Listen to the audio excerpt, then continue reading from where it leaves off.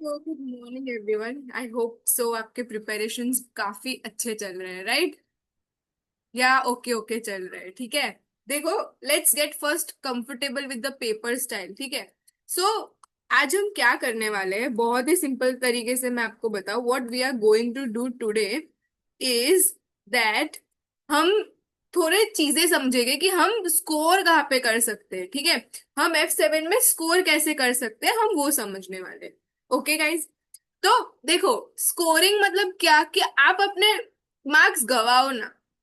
Like, it's a basic theory, right? जैसे कि हमको पता है प्रॉपर्टी प्लांट एंड इक्विपमेंट की डेफिनेशन में एक तो इकोनॉमिक बेनिफिट आता ही है, और एक आता है कि वो रिलायबल हो। बट स्टूडेंट्स ये देखते नहीं है और सीधा सीधा क्या कर देते हैं, सम्स ही करते हैं, सिर्फ सिर्फ सम की प्रैक्टिस करते हैं। एंड वो ये मार्क्स लूज कर देते हैं।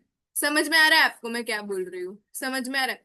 तो guys, the thing is that if आपको थ्योरी नहीं आती है तो अभी आपके पास टाइम है। That's why I kept this lecture on 31st, कि आपकी पूरी की पूरी प्रिपरेशन हो जाए एंड लास्ट के 4-5 डेज आप थोड़ा दोनों पे ध्यान दे सको, थ्योरी एंड प्रैक्टिकल।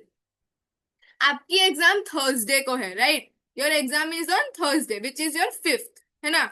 5 तारीख को एग्जाम है आप लोगों की। तो अभी ये 4 दिन आप कैसे करने वाले हो, हम वो थोड़ा डिस्कस कर लेते हैं। क्लियर हो आप लोग? जस्ट अ सेकेंड, एक second.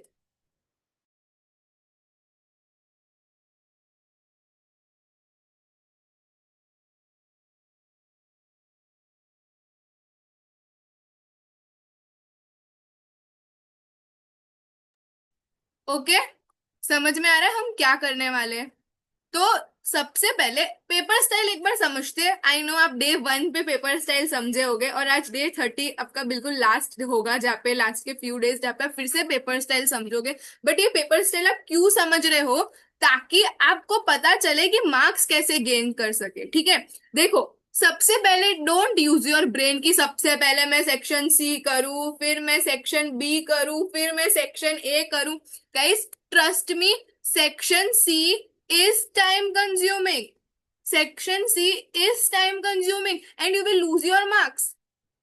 Okay, section C is time consuming. अगर मेरे 3 आवर्स है और अगर मैं इसमें 2 आवर्स दे दूं तो वो 40 मार्क का है।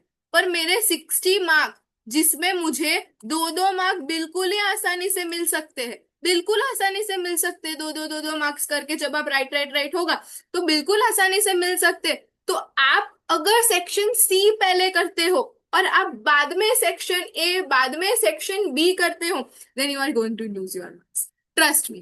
तो पेपर स्टाइल से छेड़खानी नहीं करनी है, ठीक है। क्या बोला मैंने? पेपर स्टाइल से छेड़खानी नहीं करनी है। जो पहले है वही पहले करो। सेक्शन ए पहले है, सेक्शन ए पहले है तो सेक्शन ए पहले करो, फिर सेक्शन बी करो और फिर सेक्शन सी करो। यही पैटर्न रखो।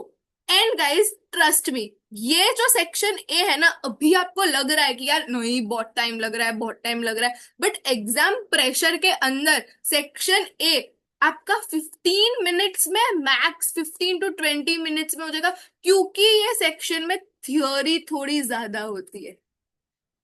समझ रहे हो? आपको ऐसा लग रहा है कि 1.8 मिनट, इतना मिनट में एक करना है? नहीं नहीं नहीं, ऐसा नहीं होता है। सेक्शन ए में थ्योरी थोड़ी ज्यादा है ना? आपने देखा होगा, आपने पास्ट पेपर की प्रैक्टिस की हो। पास्ट पेपर में तो यूजुअली एमसीक्यूज नहीं होते, बट आपने प्रैक्टिस की होगी मॉक की। आपने बीपीपी कप्लान के मॉक सॉल्व किए होगे मे बी, राइट? तो गाइस, इसमें सबसे ज्यादा है ना थ्योरी क्वेश्चंस, आपने देखा होगा, ठीक है। कि भाई 15 क्वेश्चंस होते हैं, 15 क्वेश्चंस में से 7 क्वेश्चन तो गाइस पक्का थियोरी है, पक्का। और 6 क्वेश्चंस है ना, इतनी बड़ी बात नहीं है। 6 क्वेश्चंस में इतनी वो रॉकेट साइंस वाली बात नहीं होती है।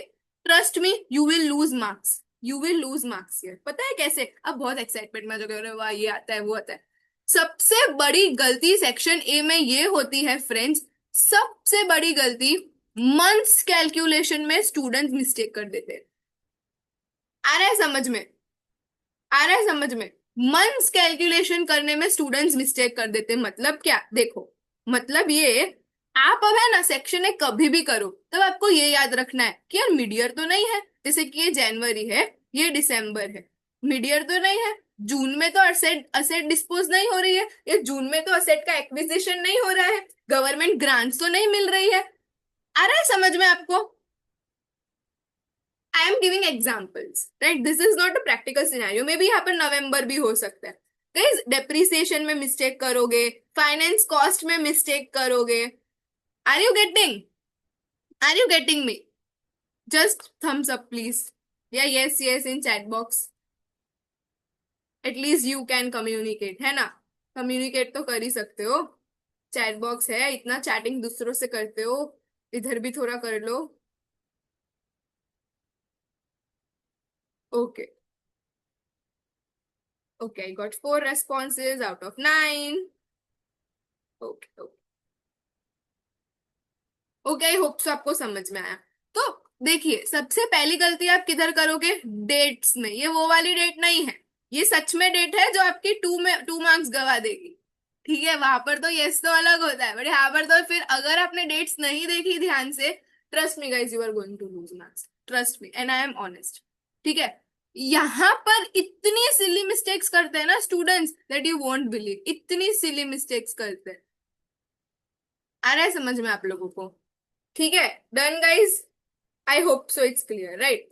अब है ना, दूसरी गलती क्या होती है मैं आपको बताती हूँ। देखो, बहुत स्टूडेंट्स डू मिस्टेक, जैसे कि एसओपीएल पूछा है और ये प्रॉपर्टी प्लांट एंड इक्विपमेंट का कोई सम है, और इसमें समझ लो डिसमेंटलिंग है, डिसमेंटलिंग है। ठीक है, तो मुझे पता है, अच्छा आपको ये प्रॉपर्टी प्लांट एंड इक्विपमेंट सुना, डिसमेंटलिंग सुना, तो इससे क्या याद आता है मुझे बताओ, इससे क्या याद आया? एक तो डेप्रिसिएशन होगा, हाँ कि ना? डेप्रिसिएशन आएगा पीएनएल में, और एक तो डेप्रिसिएशन फिक्स है, वो आता ही है, असेट है तो डेप्रिसिएशन आएगा, और फाइनेंस कॉस्ट एक वेरी होता फाइनेंस है। Good, cost. वेरी गुड, और एक फाइनेंस कॉस्ट आएगा। बट व्हाट स्टूडेंट्स डू, अरे अरे वाह वाह वाह, डिसमेंटलिंग डिसमेंटलिंग है, चलो चलो फाइनेंस कॉस्ट लगा देते हैं। बट गाइस डेप्रिसिएशन, पीएनएल पूछा है ना यहाँ पे हमको, हमको ऐसा पूछा है व्हाट इज फाइनेंस कॉस्ट, नहीं नहीं, हमको क्या पूछा है? हमको ये पूछा है कि पीएनएल कितना है। बट गाइस पे अटेंशन, यहाँ पर तीनों चीजें पूछ सकते हैं, एसओपीएल पूछ सकते हैं फर्स्ट क्वेश्चन, दूसरा क्वेश्चन आपको सिर्फ डेप्रिसिएशन भी पूछ सकते हैं, तीसरा क्वेश्चन आपको सिर्फ फाइनेंस कॉस्ट भी पूछ सकते हैं। So be alert, be alert. This is the most silliest and most big mistake with students में, कि यार एसओपीएल पूछा है तो उसमें एसओपीएल में सिर्फ फाइनेंस कॉस्ट नहीं आता है, एसओपीएल में डेप्रिसिएशन भी आता है, एसओपीएल में फाइनेंस कॉस्ट भी आता है। ये समझ में आया? ये अब एक और इसका एग्जांपल देती हूँ, जैसे कि कोई गवर्नमेंट ग्रांट का सम, ठीक है, ग्रांट्स का सम है। ओके, तो ग्रांट्स में मुझे पता है कि ग्रांट्स ऑफ कोर्स अभी तक हमने असेट की ही सीखी है, कैपिटल ग्रांट की मैं बात कर रही हूँ, रेवेन्यू ग्रांट की मैं बात नहीं कर रही, मैं अभी किसकी बात कर रही हूँ? आई होप सो कैपिटल ग्रांट क्या होता है आपको पता है, 4 दिन बाकी है एग्जाम में, है ना? तो कैपिटल ग्रांट क्या होता है आपको पता, so I am talking about grants. तो अब फ्रेंड्स इसमें क्या होता है कि चलो ग्रांट का सम है, तो मुझे एक चीज पता है, मैं डेफर्ड इनकम मेथड, अगर मैं डेफर्ड मेथड फॉलो करती हूँ तो इधर अदर इनकम आता है और इधर डेप्रिसिएशन आता है। पीएनएल पूछा है, पीएनएल सिर्फ डेप्रिसिएशन आप लिख कर आते हो, क्यों? अरे पीएनएल पूछा है तो एक्सपेंस ही तो आएगा। No friends no, other income भी आएगा, अदर इनकम भी आएगा, और डेप्रिसिएशन माइनस अदर इनकम का जो भी आंसर होगा दैट इज योर पीएनएल का आंसर। ये मिस्टेक्स आप करोगे, समझ में आ रहा है? What mistakes can you do? Now one more thing, let's go to leases, let's go to leases, very important topic, leases. इतनी गंदी मिस्टेक करते हैं, मैंने मॉक्स देखे।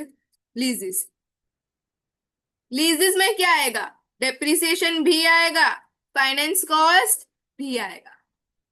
आप लोग सिर्फ फाइनेंस कॉस्ट लिखते हो, अरे डेप्रिसिएशन भी आएगा लीजेस में, लीजेस में असेट भी होता है और लायबिलिटी भी बनती है। आ रहा है समझ में कि नहीं आ रहा बताओ, ये चीज समझ में आई कि नहीं? टेल मी, क्लियर हो? कुछ डाउट है बताओ? अब है ना, एक और चीज मैं आपको बता दूं फ्रेंड्स, लीजेस में अब थोड़े थोड़े टॉपिक्स उठाते हैं। आप लोग लिख रहे हो ना, आई होप सो आप लोग लिख रहे हो, कहीं पर तो नोट होगा, है ना guys? This are most important points which I am telling you what I have seen in the mock papers, ठीक है ना? Okay Riya, so this are some points, okay. So Riya आपका कैमरा अभी तक चालू नहीं है। Purvi, Garima, please please please guys on your cameras, है ना? मुझे पंखे नहीं देखने, मुझे दीवार नहीं देखनी, I want you to be there, okay? This lecture is for you all, please guys. And moving forward guys, अब जैसे कि मैंने बोला, ये फर्स्ट मिस्टेक मैंने किसकी बताई आपको? पीएनएल की बताई, एसओपीएल, है ना? Now second mistake, it is of SOFP, मतलब स्टेटमेंट ऑफ फाइनेंशियल पोजीशन। इसमें आपकी क्या मिस्टेक्स हो सकती है? आप बाइफरकेशन, सबसे पहली मिस्टेक लीजेस में हो सकती है। आप बाइफरकेशन करने में मिस्टेक करोगे, विच is your non current liability and current liability. उसमें भी दो सिनेरियोज है friends, advance and arrears. You know this, you know this, advance का अलग ट्रीटमेंट होता है, अरियर्स का अलग ट्रीटमेंट होता है। First mistake you are going to do in this. Guys, second mistake is I don't know why this concept is so unclear to the students कि यार फाइनेंस कॉस्ट जो होता है उससे आपकी नॉन करेंट लायबिलिटी बढ़ती है, हाँ कि ना? हाँ कि ना? समझ में आ रहा है मैं क्या बोल रही हूँ? जैसे कि डिसमेंटलिंग का एग्जांपल लेते हैं, डिसमेंटलिंग कॉस्ट है, ठीक है? तो डिसमेंटलिंग कॉस्ट है। अब मुझे पता है कि डिसमेंटलिंग में मुझे अनबाउंड करना पड़ता है, राइट? ईयर ऑन ईयर मुझे अनबाउंड करना पड़ता है, मतलब मुझे पहले प्रेजेंट वैल्यू करना पड़ता है, फिर मुझे क्या करना पड़ता है? अनबाउंड। तो एक तो ये अनबाउंड की एंट्री है जो पीएनएल में जाती है, क्लियर है? ये पता चलता है ना, जैसे कि 10,000 है और ये 1,000 है, तो एक तो ये 1,000 की एंट्री पीएनएल में जाएगी। But students make mistake, students non current liability को इंक्रीज ही नहीं करते। आ रहा है समझ में? ये गलती एग्जाम प्रेशर में आप भूल जाओगे। What I suggest to my students कि देखो, जैसे ही एंट्री आई ना लिख दो, पहले बैलेंस शीट बना दो, पहले पीएनएल बना दो, ठीक है? और फिर आप इसको लिख दो। आप ऐसा मत करो कि नहीं नहीं मैं बाद में बिल्कुल लास्ट में इसको लिखूं, नहीं नहीं नहीं, ऐसे करोगे तो लास्ट तक तो भूल जाओगे। तो जैसे कि ये 20 मार्क के सम में ये 12 मार्क का क्वेश्चन है, 12 मार्क के क्वेश्चन में ये डिसमेंटलिंग ही 4 मार्क का होगा, ठीक है? तो आप तुरंत ही लिख दो कि डिसमेंटलिंग है, पीएनएल में फाइनेंस कॉस्ट में आएगा, और दूसरा किधर आएगा? नॉन करेंट लायबिलिटी में, नॉन करेंट लायबिलिटी से इंक्रीज हो जाएगी। Guys if you are not going to write this again you will lose the marks. बहुत सिंपल बात है ना? ये छोटी छोटी बातें हैं जो आप भूल जाओगे। तो तो इधर आपको तीसरा चीज क्या पता चला? आपको तीसरा टिप ये मिला यहां से कि as soon as you see the adjustments, जैसे ही आप एडजस्टमेंट्स देखते हो, ठीक है, एडजस्टमेंट्स दिखे उसको सॉल्व कर दो, उसको प्रेजेंट कर दो। जैसे ही दिखा, अरे नहीं नहीं अनबाउंडिंग है, अनबाउंडिंग है, फाइनेंस कॉस्ट में जाएगा और आपका नॉन करेंट लायबिलिटी इंक्रीज हो जाएगा, तुरंत। 4 मार्क है, 4 मार्क का, ठीक है? You can not miss this. ऐसे ही तो 49 आ जाएंगे, ठीक है? सो गाइज इससे थोड़ा डरना है ना, बाकी तो कुछ नहीं है, ठीक है? तीन चीज समझ में आई। एसओपीएल में गलती हो सकती है एमसीक्यूज में, ठीक है? एसओएफपी में गलती हो सकती है एमसीक्यूज एंड अगेन एमटीक्यूज, ठीक है? दोनों एमसीक्यूज एमटीक्यूज में पूछे गए। And third is as soon as you see adjustments in 20 mark वाले question, solve it, solve it, है ना? अब यार देखो, मेरे को तो एक बहुत ही सिंपल सी बात समझ में नहीं आती है। Now you are grown up, ठीक है? F3 तो है नहीं है, F3 में तो कैसा था, F3 का भी लेवल बढ़ गया है, इसलिए तो F7 का लेवल भी एसीसी ने बढ़ा दिया, ठीक है? The simple thing is friends कि आप कुछ भी करो, ठीक है? कंसोलिडेशन में you can not expect what is the calculation of goodwill, what is the NCI, no no no, ठीक है? एसोसिएट्स पूछेंगे, है ना? अभी थोड़ा लेवल बढ़ चुका है, समझो। और गुडविल पूछते हैं ना, तो गुडविल में भी एनसीआई की मेथड्स होती है। एनसीआई की दो मेथड कौन सी है मुझे बताओ तो, एनसीआई की दो मेथड कौन सी है मुझे बताओ? How can you calculate NCI? Which are the two methods of NCI, please tell me. Fair value and proportionate. Sorry, fair value method and proportionate fair method. Value method and proportionate, जिसको हम net asset method Net भी asset बोलते हैं. method. And what is the formula of fair value? Formula in the sense how can you get your fair value method guys, please tell me. Remaining share of subsidiary market price of subsidiary. Exactly यहाँ पर ही सही बोला आपने, but यहाँ पर students make mistake. ठीक है, fair value में देखो, फेयर वैल्यू मेथड में या तो क्या होता है, या तो फेयर वैल्यू मेथड दे दिया होता है, या इट इज ऑलरेडी गिवन, या क्या होता है, या तो हमको फाइंड करना पड़ता है. गाइस बी अलर्ट ना. You know where students make mistake. चलो मैं आपको बताती हूँ, मस्त मिस्टेक बताती हूँ आप लोगों की. और आई डोंट नो यार, you are in F7 ACCA 11 12, ये मैं 8th स्टैंडर्ड को भी बोलूंगी तो भी ये बता देगा. देखो मेरे 50,000 के, सॉरी जस्ट अ सेकेंड, मेरे टोटल शेयर कैपिटल है. ठीक है, मेरा शेयर कैपिटल टोटल 1 लाख है. मेरा total share capital total 1 lakh है. Guys nominal value is of 0.5. Tell me number of shares. Tell me number of shares, कितना नंबर ऑफ शेयर्स हुए ये?